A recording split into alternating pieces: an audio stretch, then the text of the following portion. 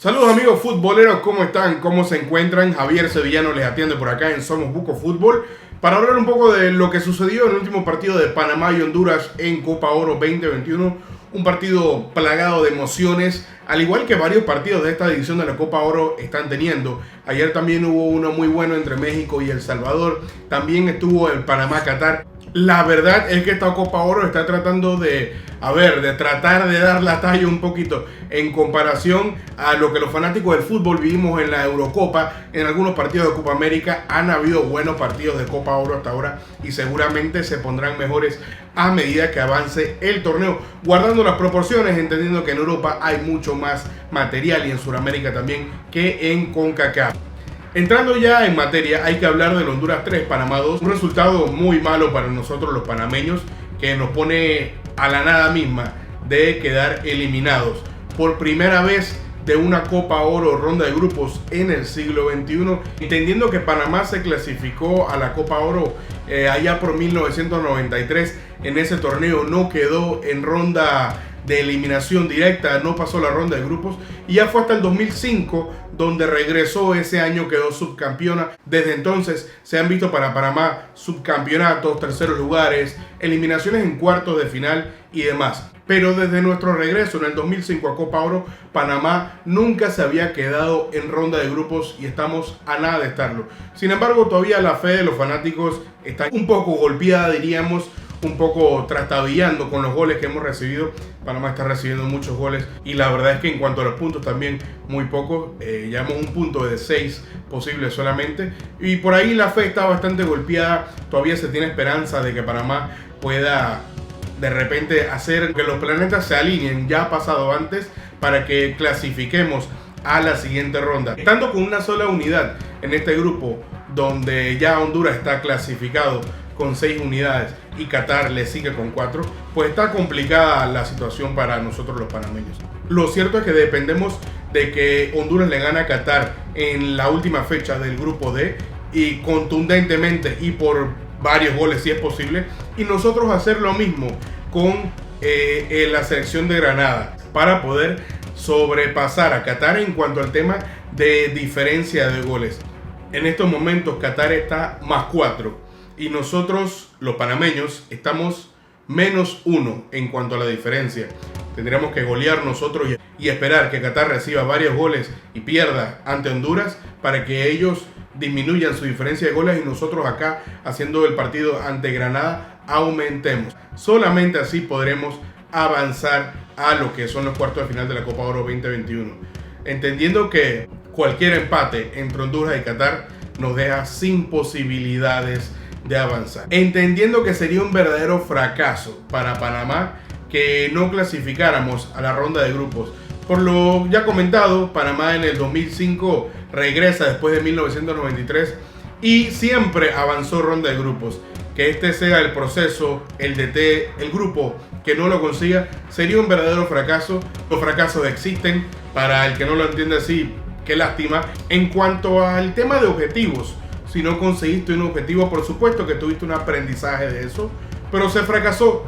Y los fracasos también se pasan por encima, se pasan las páginas, se superan. Y bueno, adelante Panamá tendría cosas más interesantes, por supuesto, como lo primordial que es para nosotros este 2021, la eliminatoria de CONCACAF, el octagonal. Hablando ya del Panamá 2, Honduras 3, hay que hablar de que Panamá también hizo algo muy parecido a lo que se vio con Qatar. Panamá nuevamente se le vio bien, Panamá nuevamente se le vio con sentido de urgencia. Panamá empieza perdiendo el partido y lo logra remontar parcialmente, entendiendo de que el 1-0 de Romell Kyoto llegó al minuto 21 para que Eric Davis al 32 lo empatara parcialmente y para que César Yanis al 45 pusiera el 2-1 parcial. Hasta ese momento Panamá cerraba con un buen primer tiempo donde Honduras demostró que en el señor Kyoto y sobre todo en el señor Alex López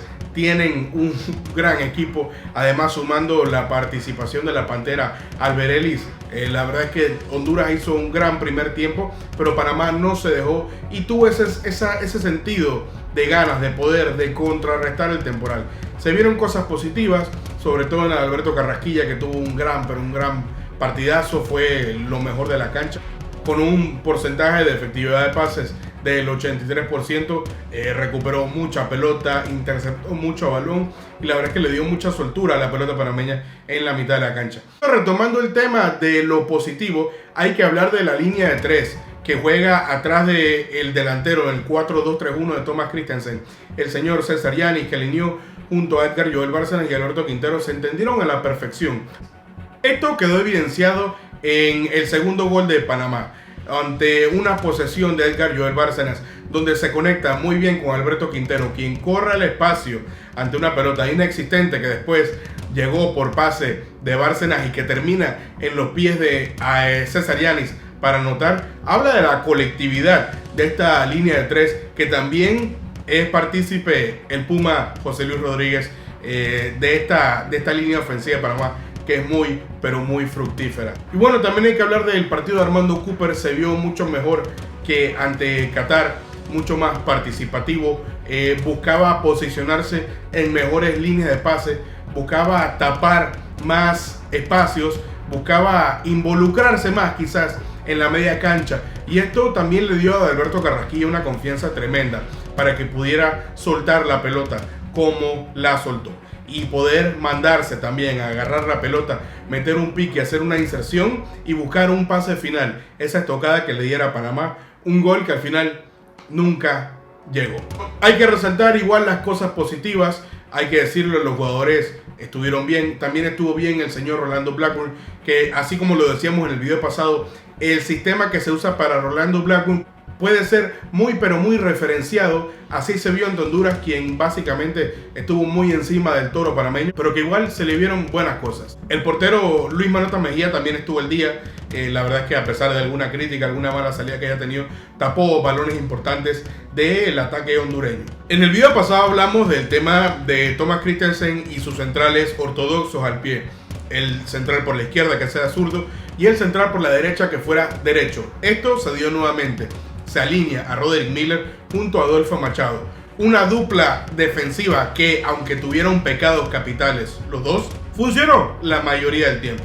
Roderick Miller se vio bien y el señor Harold Cummings también. Roderick Miller le dio salida al equipo, que le dio algo de clase. Por ahí se veía mucho a Roderick echando más para atrás en la línea de defensa panameña para evitar que esa presión alta de Honduras lo comprometiera y poder darle una salida al equipo buscando una segunda pelota o un pase largo. Y la verdad es que hay que decirlo, Harold Cummings sí tuvo un pecado capital, entrega una pelota que termina en gol hondureño. Fue un pecado que nos costó muchísimo. Y por el otro lado, el señor Roderick Miller también no llega a un pique, no llega a una pelota larga, donde parece que se queda. Por ahí el central después se quejaba de un golpe, de algo de calambre, por ahí se dice que fue, y por eso no le podía llegar a la pelota, pero tuvo que haberle llegado a esa pelota. Fue un error y hay que marcarlo como tal. Son dos errores puntuales graves de los centrales panameños que terminan en nuestra propia portería. Hablando un poco más del segundo tiempo, donde Honduras era una selección que fue al camerino con un 2-1 y regresó obviamente motivada para superar a los canaleros en el marcador. Se entendía que el aluvión iba a llegar, pero todavía Panamá tenía con qué. Y tenía con qué dentro de la cancha y tenía con qué desde el banquillo.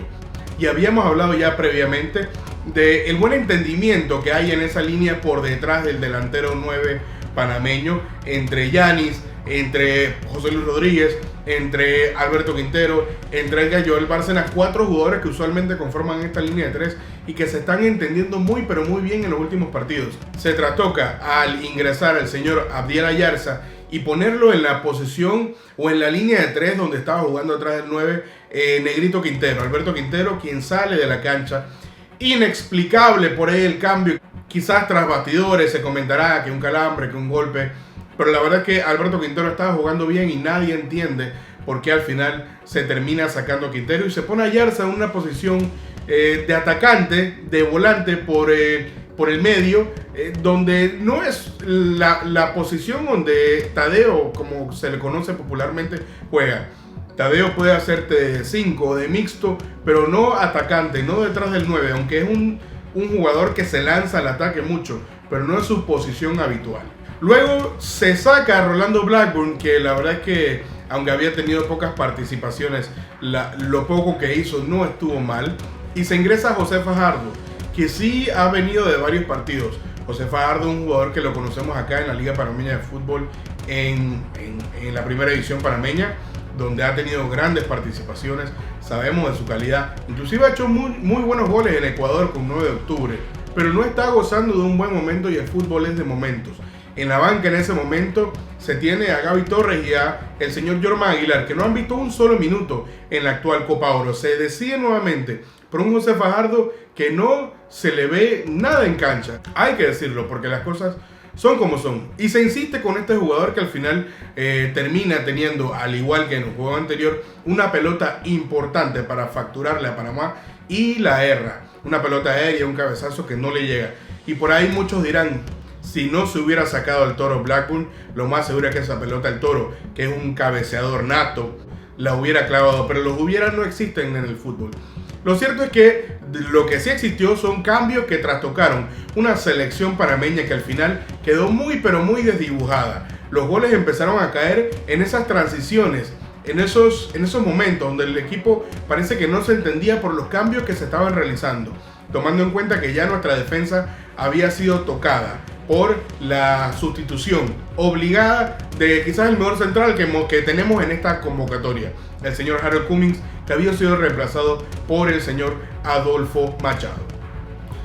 Hubieron otros cambios por ahí, como el de Roderick Miller, que al final se habla también de un golpe, de algún calambre, pero coincidencia que fue a los minutos de haber cometido ese pecado que terminó en gol para los hondureños. Al final se ingresa a Richard Peralta, un jugador que no había tenido un buen partido ante Qatar, que fue muy pero muy criticado, y se siguió sufriendo en defensa. La verdad es que la defensa panameña ha sido quizás muy evidenciada en esta Copa Oro, entendiendo que también hay bajas interesantes, como la de el señor Harold Cummings, como la del señor Andrés Andrade, que ni siquiera pudo debutar por tema de lesión antes del partido contra Qatar, como la del señor Michael Amir Murillo, y otras bajas en defensa panameña. Inclusive en la media cancha el señor Aníbal Godoy, quien hace mucho papeles de 5 también en algunos momentos, compartiendo ese rol con Alberto Carrasquilla, no estuvo también por lesión. Entonces el tema de defensa en Panamá ha quedado muy pero muy golpeado en esta Copa Oro, no así la ofensiva, que está facturando goles. Hemos metido una buena cantidad de goles en los últimos 2 partidos, pero también nos han anotado 6. Y si contamos el de México, 9 goles en 3 partidos para la defensa panameña, ante México, ante Qatar y ante Honduras. Muy, pero muy complicado, ¿eh? Y yo quiero hablar también del tema estrategia en cuanto a convocatorias, porque poco se entiende que Panamá, no siendo una potencia en fútbol en la región, y Panamá todavía en fútbol estando muy pero muy débil a nivel de liga y demás, no tener una convocatoria pre-Copa Oro con la máxima cantidad de jugadores disponibles. Aquí es donde entran los temas de por qué no se tuvieron 60 jugadores, por qué se tuvieron solamente 47 en la pre-convocatoria, para poder elegir mejor o para poder tener mejores opciones ante una lesión, ante un tema de COVID, antes del debut, cuando se podía cambiar jugadores. Ya en estos momentos no se puede según las reglas de CONCACAF. Y ahí vemos el tema de la no convocatoria de defensas interesantes, aunque para qué hablar de los que no están, pero sí hay que decirlo. El señor Roberto Chen, el señor Asmar Ariano, son jugadores que debieron estar incluidos en la convocatoria. Desconozco las razones, porque los dos tienen méritos deportivos para estar en una defensa de Panamá que hoy está muy pero muy mala. Y si uno se pone a pensar en jugadores como por ejemplo Richard Peralta, o por ahí el señor Miller, que no venía de ritmo, ¿por qué no sí tener jugadores que han tenido buenos momentos internacionales? Asmar Ariano en Perú y el señor Roberto Chen en El Salvador, que inclusive el señor Roberto Chen viene a salir campeón y tener una gran temporada. Pero bueno, el profe al final sabrá lo que hace. Esperemos que no sea un tema de egos por cosas que han suscitado en el pasado, y que entendamos que Panamá no está para luchar contra egos, no está para luchar contra o para sumarse a ideologías que no van a pegar a nuestra realidad, entendiendo que necesitamos tener lo mejor disponible futbolísticamente y también tomando en cuenta el tema del camerino para nosotros. Dicho está que al final en la convocatoria del profe Christensen, 2 jugadores que ni siquiera estuvieron en los 23 iniciales, como el señor Armando Cooper y como el señor Rolando Blackburn han sido titulares y han sido importantes para la selección panameña en estos últimos 2 partidos. Eso le dice a ustedes que la convocatoria no estuvo bien. Eso le dice a ustedes que la lista original no estuvo bien hecha. Si estás teniendo jugadores que te están rindiendo y que entraron por lesiones o temas de COVID de otros compañeros y que son titulares y claves hoy en tu grupo, entonces algo estás haciendo mal. Cosa que por ahí no se entienden. Tampoco se entiende lo de no ver minutos a Gaby Torres o al señor Jorman Aguilar. Me parecen 2 buenos delanteros. Panamá quizás no teniendo problemas de goles, pero sí problemas para resolver un partido. Es importante contar con los delanteros. Se entiende que los goles están llegando para Panamá, se entiende muy pero muy bien, pero también no están llegando ese gol en el clutch, donde tiene que llegar para poder sumar esos puntos tan necesarios para la selección panameña. Entonces ahí cae el tema también de los delanteros. Ya lo vimos en algún momento, Thomas Christensen lo sabe, en República Dominicana, ante las islas, donde Panamá le costó mucho facturar. En algún momento se tuvo que poblar el área con otro delantero más. Entró Yair Catuya, pase de César Yanis, y por ahí se consiguieron puntos importantes en las eliminatorias mundialistas que no tienen ahora en la octagonal. Poblando el área rival, se resolvieron enigmas anteriores. Entonces entendamos que podemos empezar a poblar un poco más, que podemos empezar a depender de los delanteros, y que por encima de José Fajardo, por supuesto, tiene que estar la experiencia de Gaby Torres. No diciendo que Gaby Torres es el delantero del momento o el Mesías que nos va a resolver, pero sí entendiendo que estamos ingresando en el Tetris un cubito que no está haciendo el engranaje. Entonces prueba con otro, a ver cómo nos va. Hablando un poco del partido ante Granada, está complicado el tema, sobre todo porque Panamá pareciera tener más bajas. Esta mañana el señor Eric Davis salió del entrenamiento por una dolencia en su muslo izquierdo, entendiendo que Eric Davis es el único lateral izquierdo natural de Panamá. En caso de necesitar una suplencia, por ahí lo pudiera hacer el señor Richard Peralta, que ha jugado en esa posición anteriormente y que es uno de los únicos 2 defensas zurdos de Panamá, sumando al señor Roderick Miller, que ante la posible ausencia de Cummings, quien también esta mañana demostró dolencias en la parte baja de la espalda, puede que no esté para mañana, y seguramente tanto Richard Peralta como el señor Roderick Miller verán acción por ahí en la pareja de centrales de Miller Machado. Por la izquierda pudiera estar Peralta, y por la derecha a ver si se decanta por el señor Mameluco Córdoba, Omar Córdoba, que no ha visto minutos tampoco y que ha tenido ese lateral derecho una titularidad de Francisco Palacios, donde un Francisco Palacios que no se le ha visto bien a estos niveles. Es una Panamá complicada, es una Panamá con un solo punto, es una Panamá con una gran cantidad de bajas, sobre todo por temas de lesión y sobre todo por lesiones musculares, donde ya es comprobado científicamente que el estado mental de un grupo, el estado mental de un futbolista puede influenciar mucho en esta clase de lesiones musculares, donde el estrés y las ansias son claves para que los músculos de los deportistas estén al día. Y por ahí pudiera ser el tema de tantas lesiones de este grupo muy presionado por una transición generacional panameña, por un nuevo técnico, por un país que les tiene la sintonía al día esperando que hagan cosas grandes. Por ahí pudiera ser el tema de tantas lesiones panameñas. Pero bueno, sumado a eso, sumado a los goles que hemos recibido últimamente, Panamá mañana sale por el milagro ante Granada.